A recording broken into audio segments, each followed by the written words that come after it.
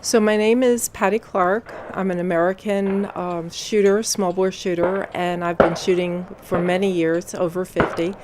And my role here today is the team captain for the American Roberts team. So for today, my role will be to coach two shooters and to make sure that the team is ready to go, that we're following all the rules for the team competition, and that we are successful. The tricky part here is the wind conditions, and they're different on this range than the range we're used to shooting at. So to watch the wind flags, which are socks here, and at home they're just a simple streamer. So it makes a little bit of a difference how you read those socks and how you direct the shooter to change your sights and be able to cope with the wind condition. So the range commands are slightly different, and our shooters have been here all week, and they're able to adjust to that through practice through the week, and so we're pretty ready to go right now.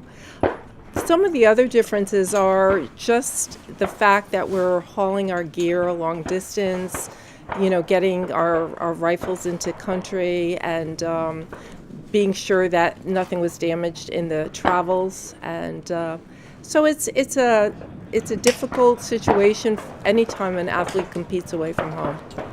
Many of our shooters are very experienced and have been on the team multiple times. I was here last in 2001, and that was the last time I competed at this range. We have some really brand new shooters, quite young actually. 21 I think is the youngest shooter on the team this year, to some very experienced shooters who've been shooting for more than 50 years. And we have people that are Olympic contenders and people who are just really starting their shooting careers. So it's a really broad range. We don't know the results of our women's event yet, and we haven't shot our Roberts team event, but we've had a really good week, and the American shooters have done very well here. Well, one of the things I would love to comment on is the openness and the friendliness of our competitors. And they've been very helpful to the team, helping us to acclimate, getting us good housing, so that we've been comfortable here. Everybody has been very accommodating. So I think the most difficulty we have is driving here and not hitting the curb too often, and that has been a problem for us. So hopefully our rental vans will come back in one piece. For me, one of the things I love about the country is the age of everything. So in America, things are not as old as here. So I've been to the Brookwood Cemetery and been to the American part of the cemetery, as well as the RAF division, and so things like that are very moving to me. It is very similar, actually. Our biggest problem is a lack of volunteers to run clubs and competitions for the younger people.